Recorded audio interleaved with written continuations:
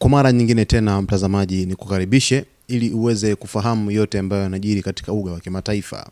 Msemaji wa Katibu Mkuu wa Umoja wa Mataifa Antonio Guterres ameeleza wasiwasi mkubwa wa Umoja wa Mataifa kuhusu operesheni ya kijeshi ya Marekani nchini Venezuela, akisema kuwa hatua hiyo ni kitu cha hatari kinachoweza kuathiri usalama wa eneo zima la Amerika ya Kusini.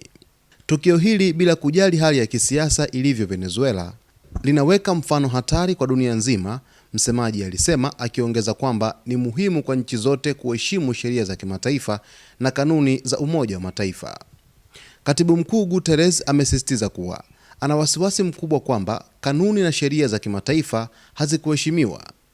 Operesheni kama hizi zinaweza kuibua mzozo mkubwa wa kisiasa na kijeshi, si tu nchini Venezuela bali hata kwa nchi jirani na ulimwengu kwa ujumla. Aidha, Katibu Mkuu ameitaka serikali ya Venezuela kuzingatia njia ya mazungumzo ya kidemokrasia, akisisitiza umuhimu wa haki za binadamu na utawala wa sheria. Amesisitiza kuwa kusuluhisha migogoro kwa njia ya amani na mazungumzo ni njia pekee ya kudumisha uthabiti wa eneo.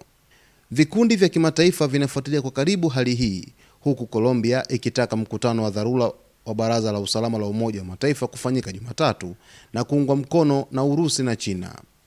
Mkutano huu unatarajiwa kujadili hatua za kimataifa na kuzuia mzozo zaidi na kuangalia namna ya kulinda usalama wa raia wa Venezuela na kuepuka mgawanyiko mkubwa wa kisiasa katika eneo.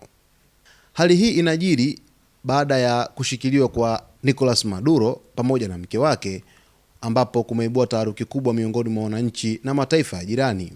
Wataalamu wa masuala ya kimataifa wanasema kuwa operesheni hiyo iliyofanyika inaweza kuwa kionjo cha mgogoro mkubwa wa kimataifa na kuongeza mivutano kati ya Marekani na mataifa yanayopinga hatua za kijeshi za Washington.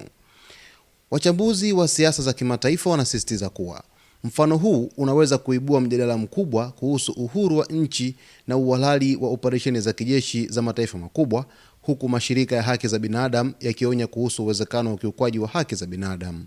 Hatua zinazofuata zinaangaliwa kwa umakini. Je, Umoja wa Mataifa utaweza kushughulikia hili kwa njia ya kidiplomasia, au dunia inakabiliana na mzozo mwingine wa kimataifa unaohusisha Marekani na mataifa yanayopinga hatua zake? Wote wanabaki kuangalia Venezuela kwa taharuki. Mtazamaji wetu, basi kwa taarifa hii kutoka moja kwa moja kwa Katibu Mkuu wa Umoja wa Mataifa ambaye ni Antonio Guterres, kueleza wasiwasi wake mkubwa kwamba sheria za kimataifa huenda hazikuheshimiwa kipindi Marekani inachukua hatua za kuweza kufanya mashambulizi katika taifa la Venezuela kisha kuondoka na Rais Nicolas Maduro pamoja na mkewe. Basi kwa taarifa zijazo zaidi, mtazamaji, endelea kuwa nasi wakati wote hapa Zone Media kwa kusubscribe channel yetu, kulike video zetu, kucomment pamoja na kushare.